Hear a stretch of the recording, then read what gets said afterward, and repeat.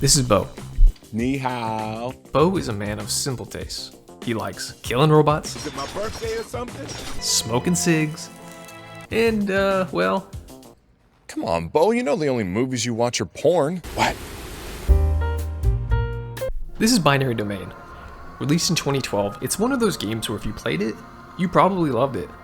It's got memorable characters, a fun story, and satisfying gameplay reflective of the time it came out in. The thing is, no one really played this game. Created by SEGA, and the minds that brought us the Yakuza games, the game was met with solid reviews when it released. Unfortunately, the game just didn't sell and was deemed a commercial failure.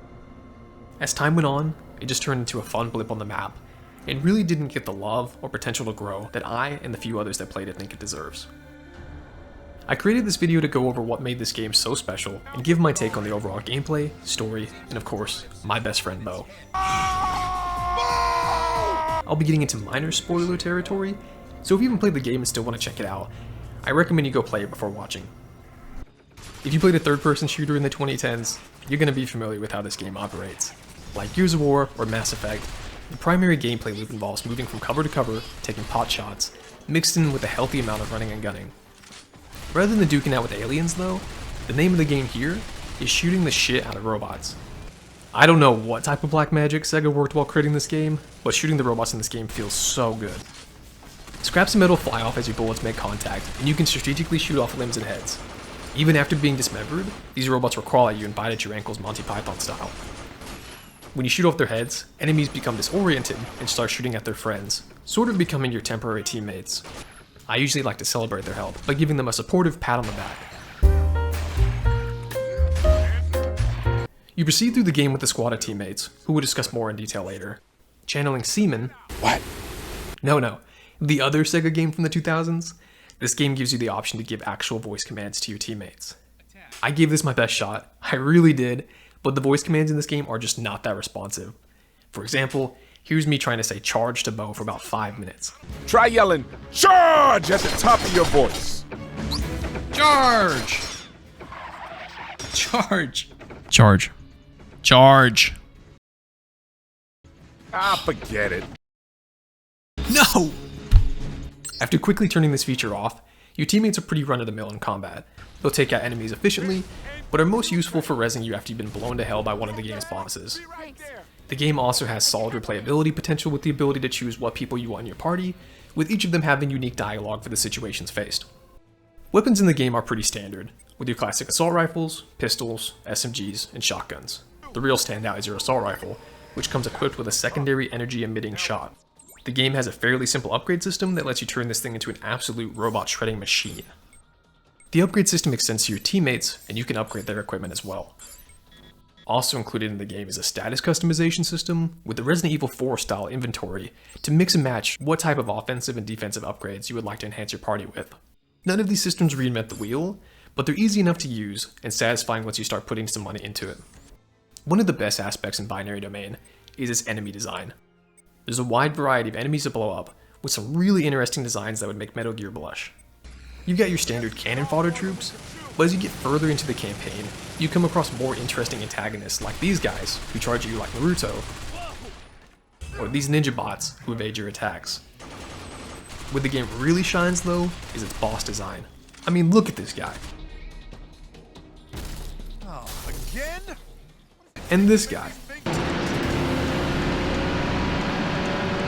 There's plenty of these encounters throughout the game to help mix up the action. Also thrown in are a series of on-rails sequences. These are solid, if not a little repetitive, but they don't overstay their welcome and really add an overall cinematic experience. I know this game came out in 2012, but I think it still looks pretty good for its age. The character models look solid, and the way robots explode into metallic bits is still a beautiful thing to see. Also, did you see some of these guys? Throughout your journey in a futuristic Tokyo, where global warming has sunk most of the city, you'll travel through the outskirts down to the slums, and fight your way up to the upper levels of the city where the rich and powerful stay. The game moves at a quick pace, and none of the environments outstay their welcome. Some of the larger scale areas in the game look genuinely great, and really made me want to stop and take in the sights. The only problem is though, your teammates are some of the most impatient pieces of shit. If you pause for a little bit, these guys are going to let you have it. Get the lead out, will ya? Wouldn't it be faster just to blitz them? You sure you can handle this? This brings me to the game's trust system. Your squad mates will approve and disapprove of certain actions you take throughout the game. During story beats or pauses after combat, your buddies will pull you aside to ask you personal questions. Yo, Dano, check it out. That sweet thing there? What a dynamite bod. You're in agreement, am I right? Depending on your responses, your teammates' approval or disapproval of you will increase. Your teammates' approval of you has a direct impact on the multiple endings you can receive, so it's best to try and increase their love of you as much as you can. While each squad mate has their own quirks and charm, they all share the same universal love language. Robot murder. Danny boy, a freaking star, man. Man, check you out! That was sweet! Man, these guys love robot murder. Scoring headshots, getting multi-kills, and generally going on mechanical killing sprees is the fastest way to the hearts of these savages. I also wanted to quickly note that the game does have a multiplayer mode. I launched it up to see if I can get into a game, but who would have known that no one plays a game from 2012 that undersold. As mentioned earlier, the game takes place in a future version of Tokyo where global warming has caused mass flooding, and humans have had to build elevated societies atop the flooded remains of the world left behind. In order to build all this, humans relied on a robot workforce to replace much of the population that died. The robot marketplace is dominated by a US company named Bergen after they cornered the market by stealing the technology from another Japanese corporation named Amada. To address life with this new robot workforce, the remaining world leaders put together what's called the New Geneva Convention, which banned research into robots being built that could pass off as human. These robots are lovingly referred to as hollow children. A recent incident at Bergen headquarters where this man calmly and coolly rips off his own face to reveal himself as a robot prompts the New Geneva Convention to send out one of its specialized Rust crews to inspect Amada Corp, as they suspect they have begun manufacturing hollow children and supplanting them into society. New Geneva really hates hollow children. I mean, check out what happens to this military general after this Lindsey Graham impersonator calls him out for being a robot in disguise. We're now certain there are more living among us in America. No, that's insane. Not really, General.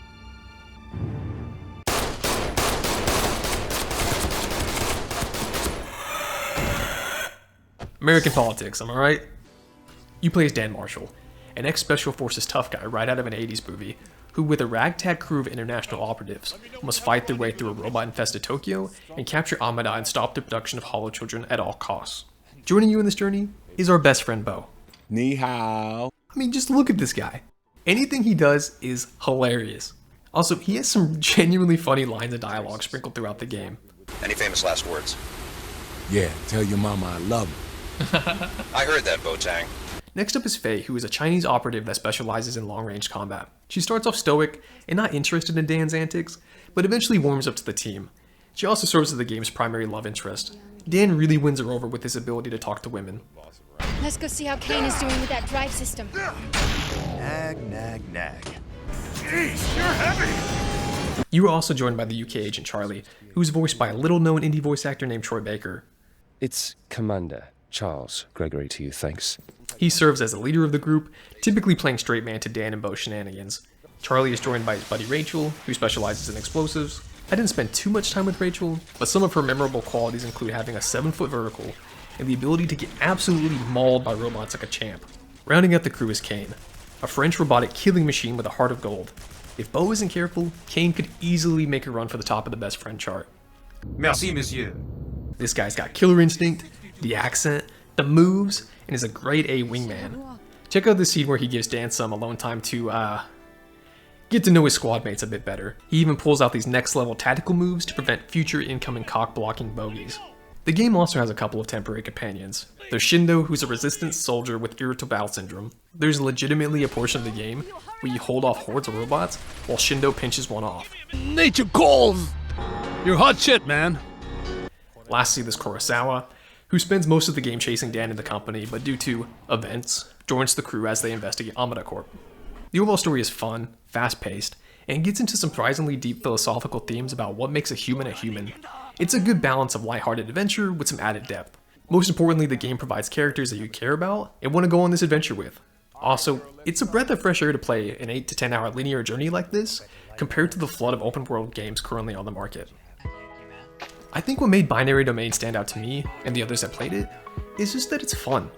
The story is engaging, it's funny, it's got wacky and fun side characters that you care about, the enemy design is awesome, and it's satisfying as all hell to play. Playing through it all after all these years, I was a little bit worried that maybe nostalgia glasses had given me a false perception, but I'm super glad to say that this game holds up incredibly well, and I would definitely recommend anyone who is interested to check it out. I hope you guys enjoyed the video, and thank you for watching.